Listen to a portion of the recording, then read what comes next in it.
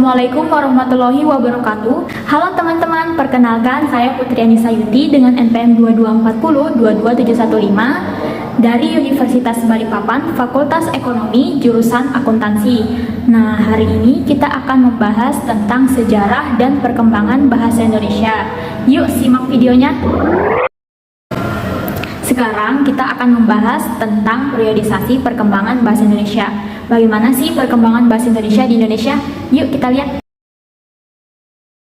Pertama, pada abad ke-6 sampai dengan abad ke-15 masih berupa bahasa Melayu yang digunakan dalam pergaulan dan perhubungan dan bahasa pemerintahan kerajaan. Kedua, pada abad ke-15 sampai dengan tahun 1920-an, pada saat itu memasuki era kesastraan dan pemerintahan penjajahan Belanda.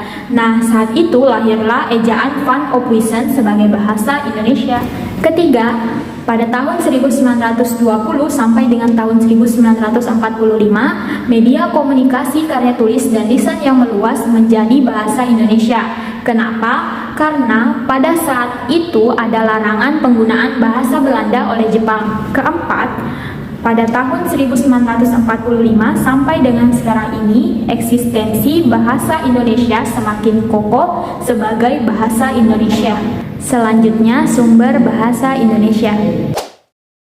Sumber bahasa Indonesia bermula dari ditemukannya beberapa prasasti, seperti Prasasti Kedudukan Bukit, Prasasti Talang Tuwo, Bangka Prasasti Gandasuli, dan Keping Tembaga Laguna, yang semuanya menggunakan bahasa Melayu kuno dan ditulis dengan aksara Pallawa. Bahasa Indonesia lahir pada tanggal 28 Oktober tahun 1928 yang pada saat itu seluruh pemuda di pelosok Nusantara berkumpul dalam kerapatan pemuda yang menghasilkan Sumpah Pemuda. Bahasa Indonesia yang digunakan saat ini merupakan bahasa Melayu. Kalian tahu nggak mengapa? Ada beberapa faktor mengapa bahasa Melayu diangkat menjadi bahasa Indonesia, yaitu sebagai berikut.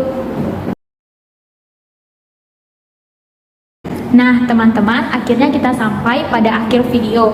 Berbagai upaya telah ditempuh dalam mengembangkan bahasa Indonesia, seperti perubahan ejaan Van Ophuijsen, ejaan Swayewandi, ejaan yang disempurnakan, hingga sekarang yang digunakan yaitu ejaan bahasa Indonesia.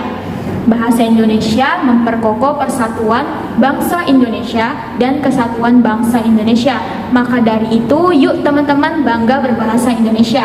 Sekian dari saya. Wassalamualaikum warahmatullahi wabarakatuh. Terima kasih.